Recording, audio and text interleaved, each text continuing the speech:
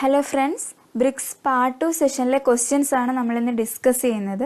അപ്പോൾ പാർട്ട് 1 ആരെങ്കിലും കണ്ടിട്ടില്ലെങ്കിൽ അതിൻ്റെ ലിങ്ക് ഐ ബട്ടണിൽ കൊടുത്തിരിക്കാം. അപ്പോൾ അത് കണ്ടിട്ട് പാർട്ട് 2 കാണണേ.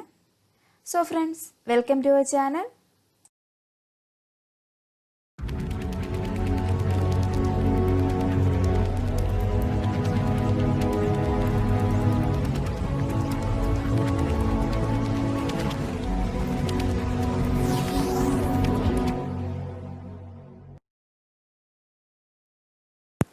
നമ്മുടെ ഫസ്റ്റ് ക്വസ്റ്റ്യൻ ഇതാണ്. Why is the process of weathering performed? Options: to remove organic matter, to prepare for next process, to improve plasticity, to dry clay. ഈ ഒരു ക്വസ്റ്റ്യൻ ആൻസർ ചെയ്യണമെങ്കിൽ നിങ്ങൾക്ക് വെതറിങ് എന്താണെന്ന് അറിയണം. അപ്പോൾ എന്താണ് ഈ വെതറിങ്? നമ്മളെല്ലാവർക്കും അറിയാം, ബ്രിക്ക് മാനുഫാക്ചർ ചെയ്യുന്നത് എവിടെ നിന്നാണ്? ക്ലേയിൽ നിന്നാണ് ബ്രിക്ക് ഉണ്ടാക്കിയെടുക്കുന്നത്. അപ്പോൾ ഈ ക്ലേ നമുക്ക് പ്രിപ്പയർ ചെയ്യണം ബ്രിക്ക് ഉണ്ടാക്കാൻ വേണ്ടിയിട്ടുള്ള. അപ്പോൾ ഈ പ്രിപ്പറേഷൻ ഓഫ് ക്ലേയിൽ വരുന്ന ഒരു പ്രോസസ്സാണ് വെതറിങ് എന്ന് പറയുന്നത്. ഇനി നമുക്ക് ഈ മാനുഫാക്ചറിങ് പ്രോസസ്സ് എല്ലാം ഒന്ന് നോക്കിയിട്ട് വരാം. ക്ലേയിൽ നിന്നാണല്ലോ നമ്മൾ ബ്രിക്ക് ഉണ്ടാക്കുന്നത്. അപ്പോൾ ഈ ക്ലേയിനെ ഒരു മോൾഡബിൾ ഫോമിലേക്ക് കൺവേർട്ട് ചെയ്യുന്നതാണ് ആദ്യത്തെ പ്രോസസ്സ്, പ്രിപ്പറേഷൻ ഓഫ് ക്ലേ. പിന്നെ നമ്മൾ ഈ കാണുന്ന ബ്രിക്സ് എല്ലാം ഒരു ഡെഫിനിറ്റ് സൈസും ഷേപ്പിലും ഒക്കെ ഉള്ളതായിരിക്കും. അപ്പോൾ ഈ പ്രിപ്പയർ ചെയ്ത ക്ലേയിനെ നമുക്ക് ഡെഫിനിറ്റ് സൈസിലേക്കും ഷേപ്പിലേക്കും കൺവേർട്ട് ചെയ്തെടുക്കണം. അതിനെയാണ് മോൾഡിങ് എന്ന് പറയുന്നത്. പിന്നെ നമ്മളിങ്ങനെ മോൾഡ് ചെയ്തെടുത്ത ബ്രിക്സിൽ മോയ്സ്ചർ കണ്ടൻറ്റ് കൂടുതലായിരിക്കും. അപ്പോൾ അടുത്ത പ്രോസസ്സായ ഡ്രൈയിങ്ങിലൂടെയാണ് ആ മോയ്സ്ചർ കണ്ടൻറ്റിനെ റിമൂവ് ചെയ്യുന്നത്. നമ്മളിപ്പോൾ 2 ടൈപ്പ് ഓഫ് മോയ്സ്ചർ കണ്ടൻ്റ് ആണുള്ളത്, ഫ്രീ മോയ്സ്ചറും ബൗണ്ട് മോയ്സ്ചറും. നമ്മുടെ വോയിഡ്സിലൊക്കെ കാണുന്ന മോയ്സ്ചറാണ് ഫ്രീ മോയ്സ്ചർ എന്ന് പറയുന്നത്.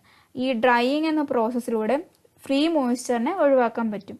എന്നാൽ മോളിക്കുലർ സ്ട്രക്ചറിന് ചുറ്റും കാണപ്പെടുന്ന മോയ്സ്ചറാണ് ബൗണ്ട് മോയ്സ്ചർ.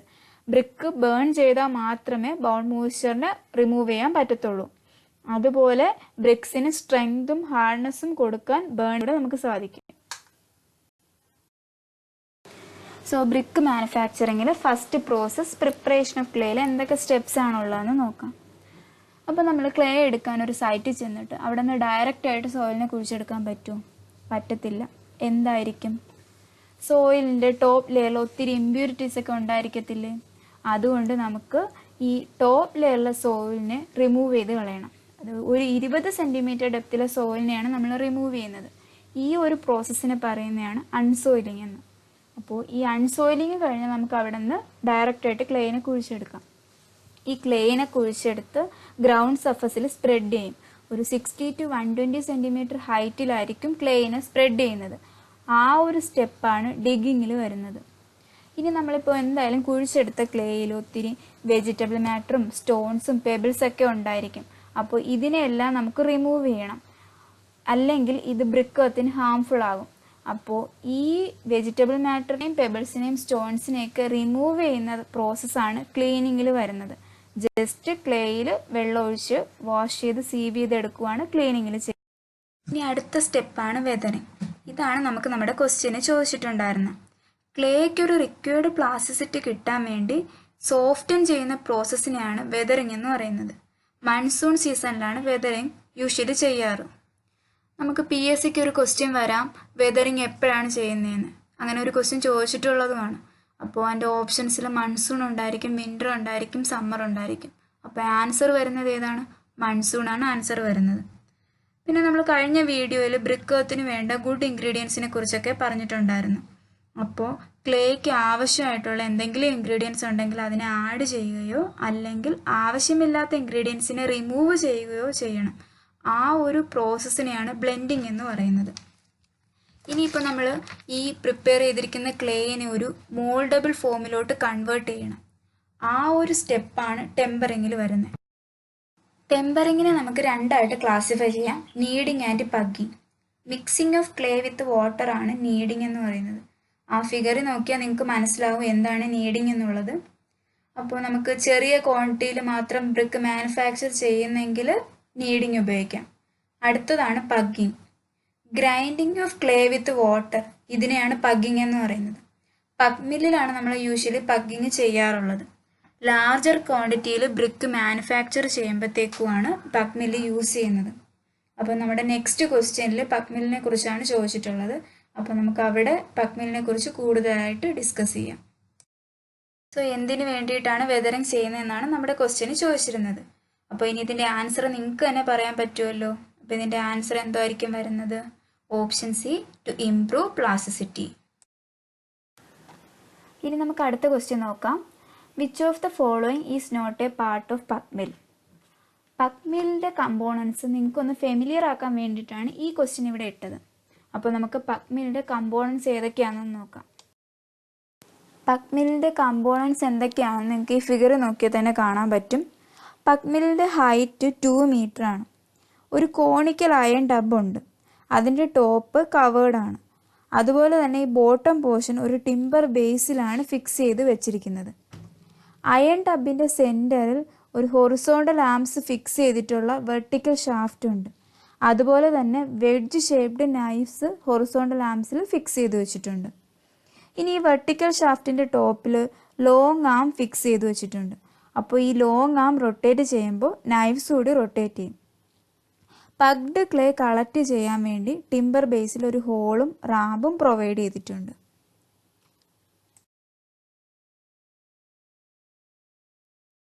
അപ്പോൾ ഇനി നമുക്ക് ക്വസ്റ്റ്യൻ നോക്കാം.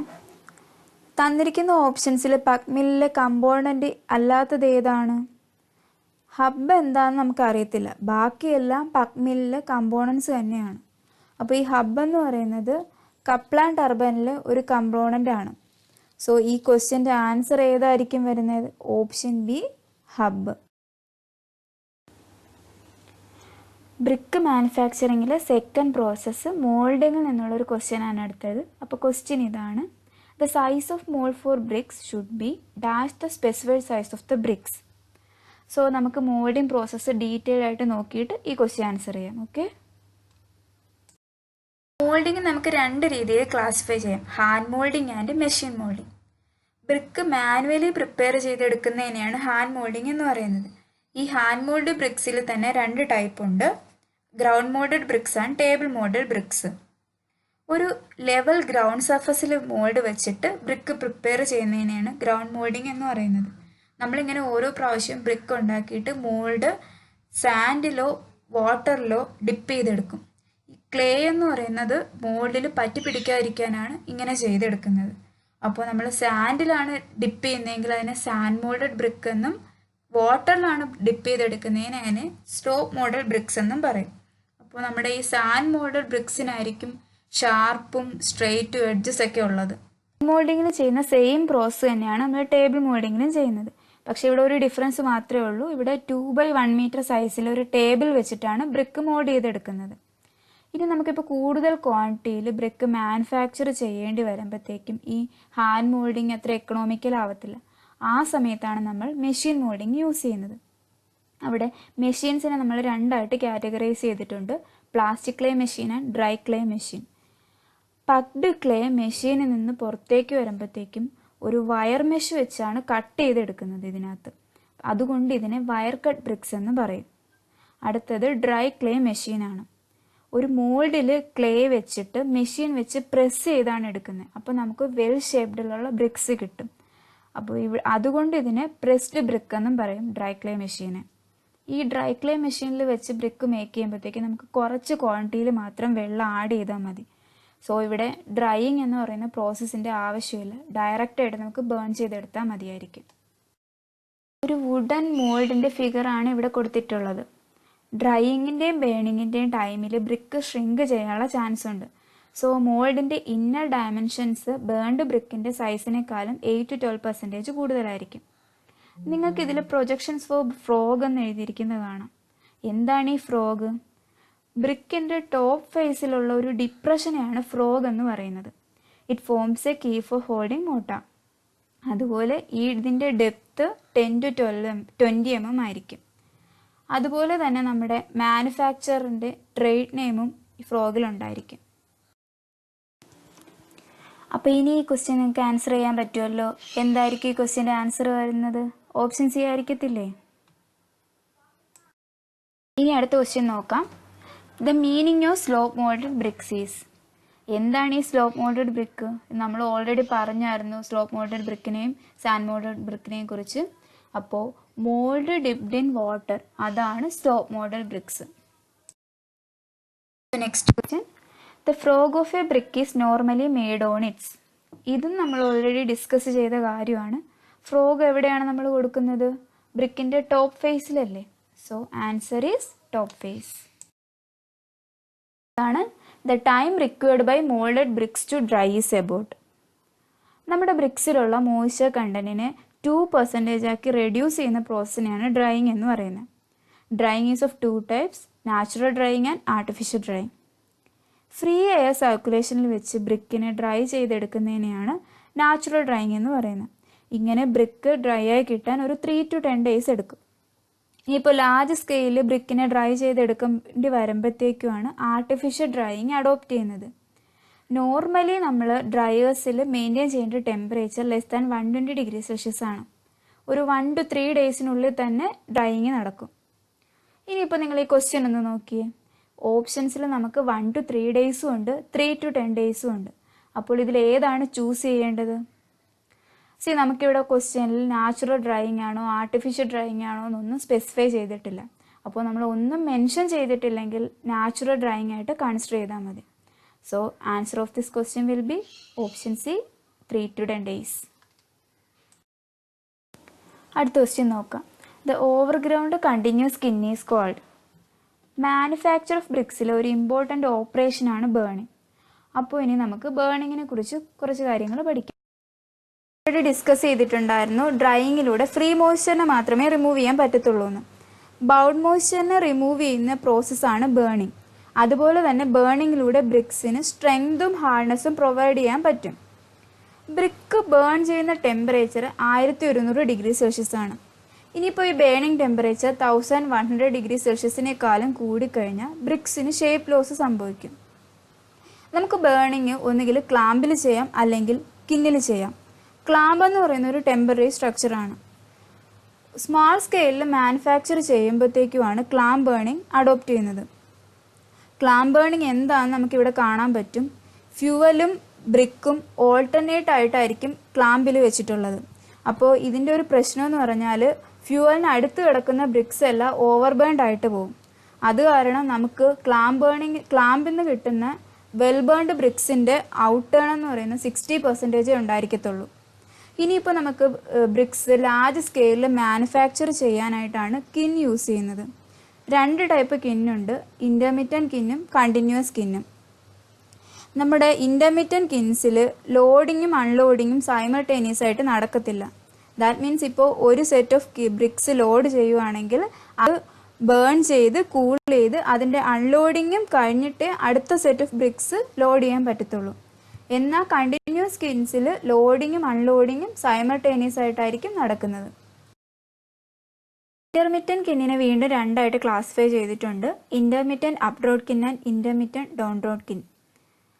ഇതിനെക്കുറിച്ച് കൂടുതൽ ഡീറ്റെയിൽ ആയിട്ടൊന്നും നമുക്ക് പഠിക്കാനില്ല, ജസ്റ്റ് ഈ പേര് മാത്രം ഒന്ന് ഓർത്ത് വെച്ചാൽ മതി. ഇനി കണ്ടിന്യൂസ് സ്കിന്നിൻ്റെ 3 വെറൈറ്റീസ് എന്തൊക്കെയാണെന്ന് നോക്കാം. ഫസ്റ്റ് വൺ ഈസ് ബുൾസ്റ്റൺ സ്കിൻ. ഇതൊരു അണ്ടർഗ്രൗണ്ട് സ്ട്രക്ചറാണ്. അതുപോലെ തന്നെ ഇന്ത്യയിൽ യൂസ് ചെയ്യുന്ന കിന്ന് ഏതെന്ന് ചോദിച്ചാൽ അതിൻ്റെ ആൻസറും ബുൾസ്റ്റൺ സ്കിന്നാണ്. സെക്കൻഡ് വൺ ആണ് ഹോഫ്മാൻ സ്കിൻ. ഇതൊരു ഓവർഗ്രൗണ്ട് സ്ട്രക്ചറാണ്. അതുപോലെ വേൾഡ് വൈഡ് യൂസ് ചെയ്യുന്ന കിന്നാണ് ഹോഫ്മാൻ സ്കിൻ. ഇതിനെ ഫ്ലെയിം കിന്നെന്നും അറിയപ്പെടാറുണ്ട്. Last one tunnel kiln. ഇതൊരു ടണൽ ലൈക്ക് സ്ട്രക്ചറാണ് ടണൽ കിൻ. അപ്പോൾ നമ്മുടെ ഈ കിന്നിനെ കുറിച്ച് ഇത്രയും കാര്യങ്ങൾ മാത്രം ഓർത്തു വെച്ചാൽ മതി. അപ്പോൾ ഇനി ഈ ക്വസ്റ്റ്യൻ്റെ ആൻസർ നിങ്ങൾക്ക് ചെയ്യാവുന്നതല്ലേ ഉള്ളൂ. ഏതാണ് ഓവർഗ്രൗണ്ട് കണ്ടിന്യൂസ് സ്കിൻ? ഇറ്റ് ഈസ് ഹോഫ്മാൻ സ്കിൻ. അടുത്ത ക്വസ്റ്റ്യൻ ഇതാണ്. As per BIS the maximum limit of water absorption by weight of grade A brick is. അപ്പോൾ നമ്മൾ എങ്ങനെയാണ് ഈ വാട്ടർ അബ്സോർപ്ഷൻ ടെസ്റ്റ് ചെയ്യുന്നത്? ഒരു ബ്രിക്ക് എടുക്കും, അതിന് 24 മണിക്കൂർ വെള്ളത്തിൽ മുക്കി വയ്ക്കും. അപ്പോഴത്തേക്കും ഇപ്പോൾ വെയ്റ്റിലുണ്ടാകുന്ന ഡിഫറൻസ് വെച്ചിട്ട് എത്രത്തോളം വാട്ടർ അബ്സോർബ് ചെയ്തിട്ടുണ്ടെന്ന് നമുക്ക് മനസ്സിലാക്കാൻ പറ്റും. ഈ വാട്ടർ അബ്സോർപ്ഷൻ ഗ്രേഡ് A ബ്രിക്കിനാണെങ്കിൽ 20% കൂടാൻ പാടില്ല. അതിപ്പോൾ ഒരു ഗ്രേഡ് A ബ്രിക്ക് ആണെങ്കിൽ വാട്ടർ അബ്സോർപ്ഷൻ 22% കൂടരുത്. അപ്പോൾ നമ്മുടെ ഈ ക്വസ്റ്റ്യന് ചോദിച്ചിരിക്കുന്നത് ഗ്രേഡ് എ ബ്രിക്കിൻ്റെ വാട്ടർ അബ്സോർപ്ഷൻ ആണ്. അപ്പോൾ നമുക്ക് ആൻസർ എഴുതാമല്ലോ. ഏതാണ് ആൻസർ വരുന്നത്? Option C 20%. ആൻഡ് ക്വസ്റ്റ്യൻ ഇതാണ്, which of the following ranges of dimensions of A good quality brick is correct. അപ്പോൾ ഒരു ഗുഡ് ക്വാളിറ്റി ബ്രിക്ക് ആണോ എന്ന് ചെക്ക് ചെയ്യാൻ നമ്മൾ സൈസ് ടെസ്റ്റ് ഒക്കെ ചെയ്യാറുണ്ട്. സൈസ് ടെസ്റ്റ് ചെയ്യുമ്പോഴത്തേക്കും ലെങ്തും വിഡ്ത്തും ഹൈറ്റും ഒക്കെ ഒരു പെർമിസിബിൾ ലിമിറ്റ് തന്നെ ആയിരിക്കണം.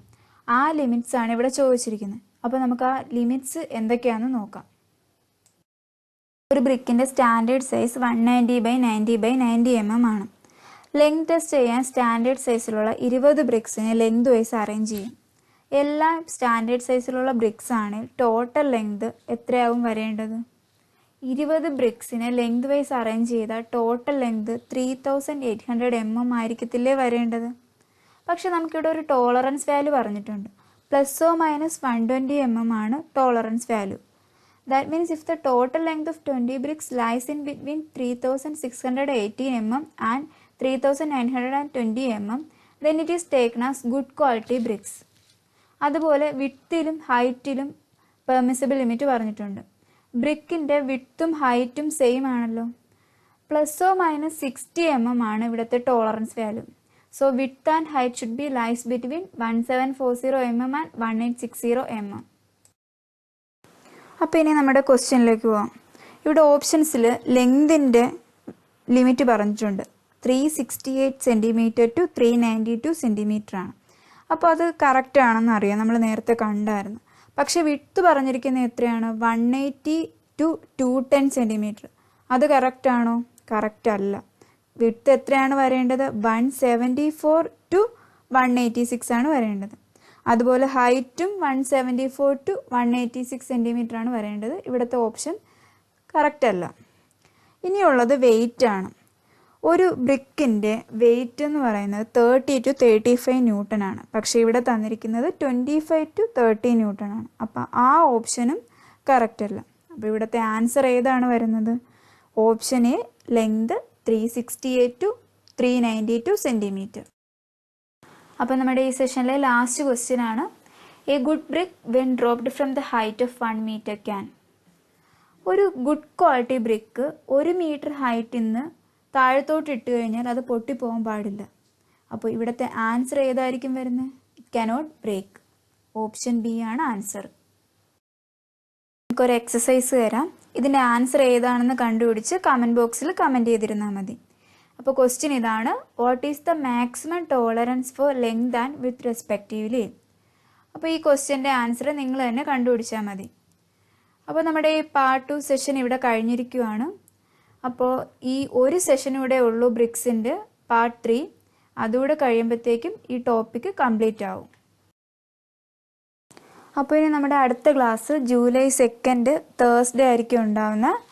അന്ന് 5 മണിക്ക് സ്റ്റോൺസ് പാർട്ട് 2ൻ്റെ ക്ലാസ് ആയിരിക്കും ഉണ്ടാവുന്നത്. സോ ഫ്രണ്ട്സ്, നിങ്ങൾക്ക് ഈ വീഡിയോ ഇഷ്ടമായെങ്കിൽ നമ്മുടെ ചാനൽ സബ്സ്ക്രൈബ് ചെയ്യാൻ മറക്കല്ലേ. സബ്സ്ക്രൈബ് ചെയ്യുമ്പോൾ ആ ബെല്ലൈക്കൻ കൂടി ഒന്ന് പ്രസ് ചെയ്തിരുന്നാൽ നമ്മൾ വീഡിയോസ് അപ്ലോഡ് ചെയ്യുമ്പോഴത്തേക്കും തന്നെ നിങ്ങൾക്ക് നോട്ടിഫിക്കേഷൻ വരും.